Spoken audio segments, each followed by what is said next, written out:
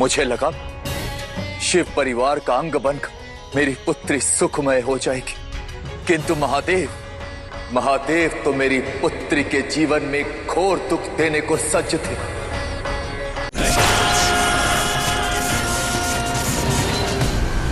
मैंने रावण को वरदान दिया है देवी, परंतु युद्ध की चुनौती कार्तिकेय ने दी है, तो यह उसका कर्म क्षेत्र है। हम देवता हैं, निर्माता हैं, किंतु कर्मों और नियति में हस्तक्षेप करने का अधिकार हमें भी नहीं है।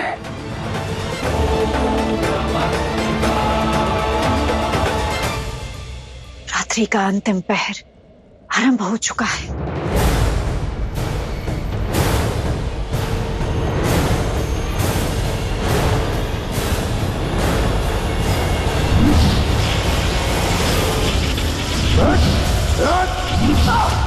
कार्तिकेय,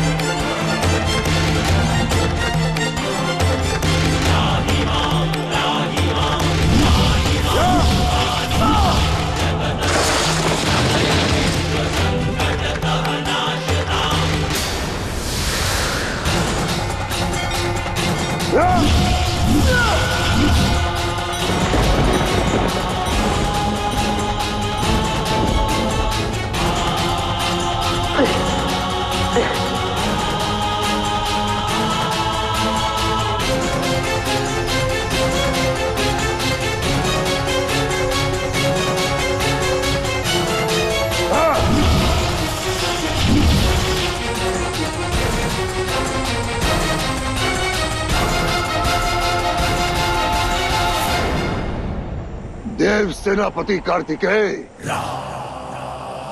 ऊर्जा का ये घेरा तुम्हारे पिता द्वारा दिए चंद्रहास की शक्ति से बना है, अर्थात महादेव की शक्ति से बना है।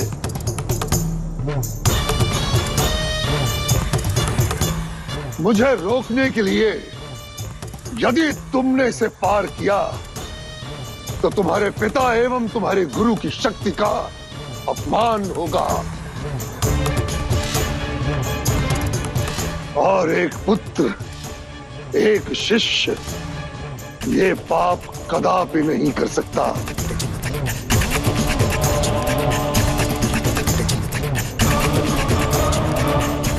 तो तुम्हारी माता को दिया हुआ तुम्हारा वचन अपूर्ण रहा। पराजय स्वीकार करो कार्तिकेय। महादेव सज्ज हो जाइए। आ रहा है रावण, आ रहा है रावण, आ रहा है रावण।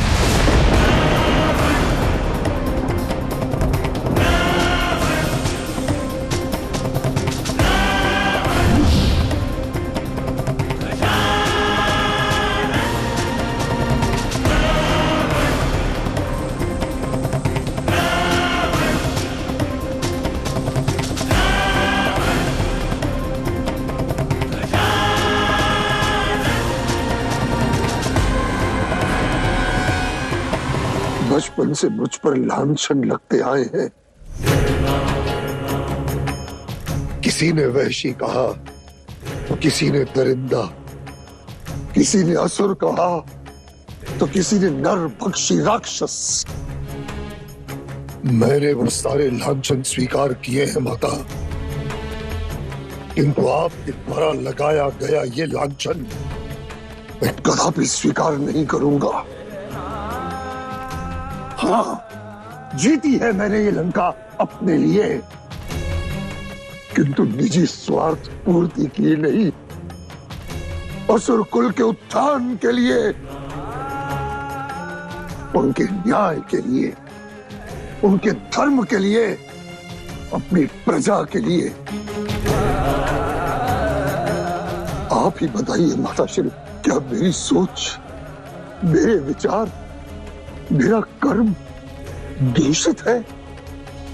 मान गई पुत्र, पूरे संसार में तुम सत्य और ज्ञान का प्रकाश भर देते हो, किंतु स्वयं असत्य और अज्ञानता के अंधकार में रह रहे हो।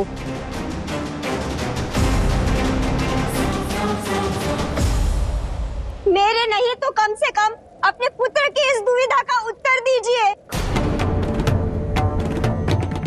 अपना ये मौन तोड़िए महादेव। देवसेना, मौन।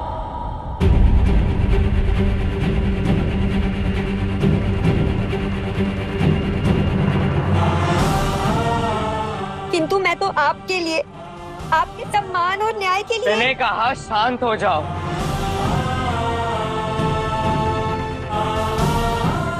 माताश्री, पिताश्री, कैलाश की रक्षा मेरा कर्तव्य था। मैंने अपना कर्तव्य पूर्ण किया। अब उचित यही होगा कि मैं और मेरी सहधर्मिणी देवसेना हम कैलाश से विदा लें, हम कैलाश से विदा लें, हम कैलाश से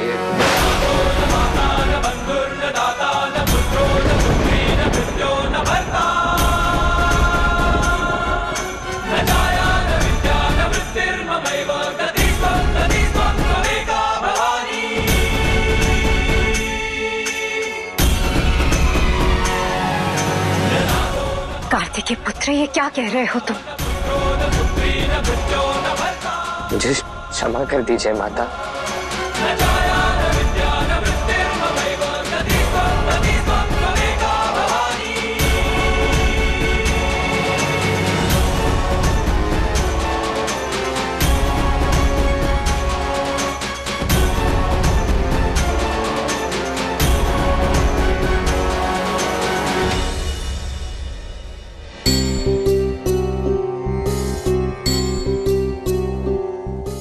माताश्री, आप अपने पुत्र रावण को क्यों छोड़कर जा रहे हो? ताकि माता अपने दशानन को खोज सके। जब उसका पुत्र लौट आए तो उससे कहना उसकी माता उसकी बाट जोड़ रही है।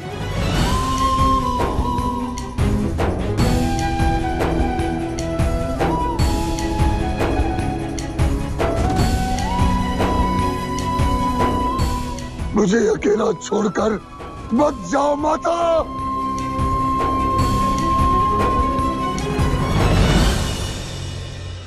देवी पार्वती,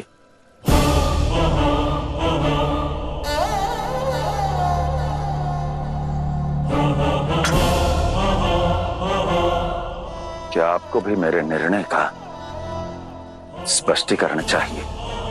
कदापि नहीं महादेव।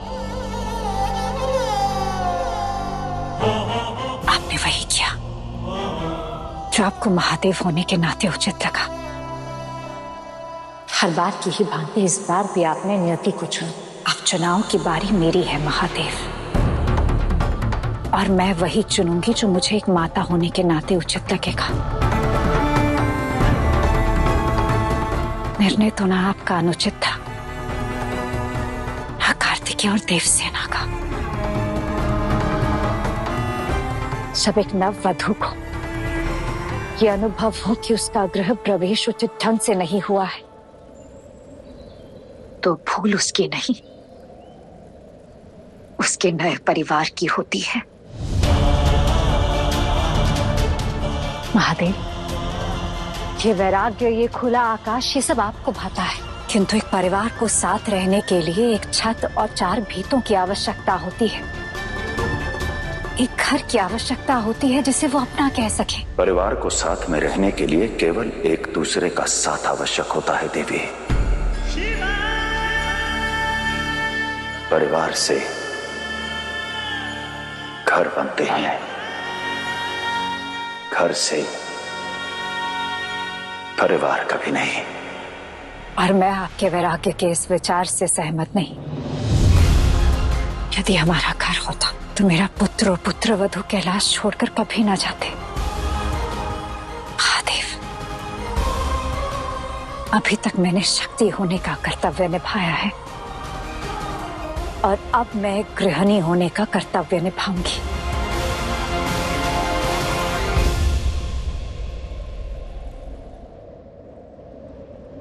असुर माता दिति, अपने भगवान के विषय में ये भक्त कुछ भी अनिष्ट नहीं सुनेगा। यदि पुनः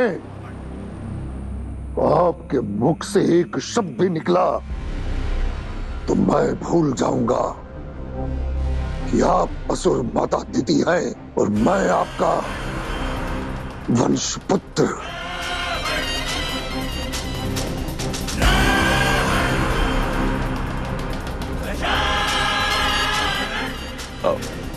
एक बार इनका संदेश तो सुन लीजिए। मुझे किसी दूत की आवश्यकता नहीं। जो भी सूचना आवश्यक होगी वो मुझे स्वयं प्राप्त हो जाएगी।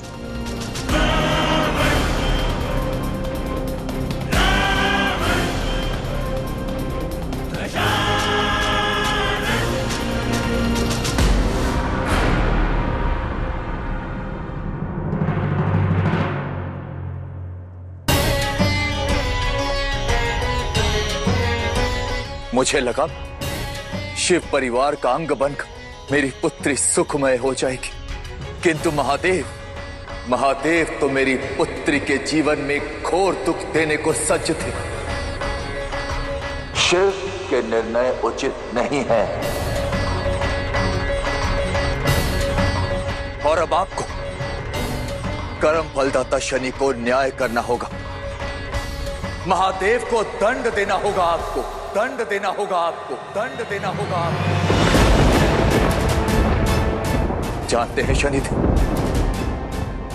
कि अपने पुत्री की आंखों में भय, दुख और पीड़ा के आंसू देख एक पिता के हृदय पर क्या बीतती है जब अपनी ही संतान के कष्ट मिटाने के लिए वो कुछ नहीं कर पाता।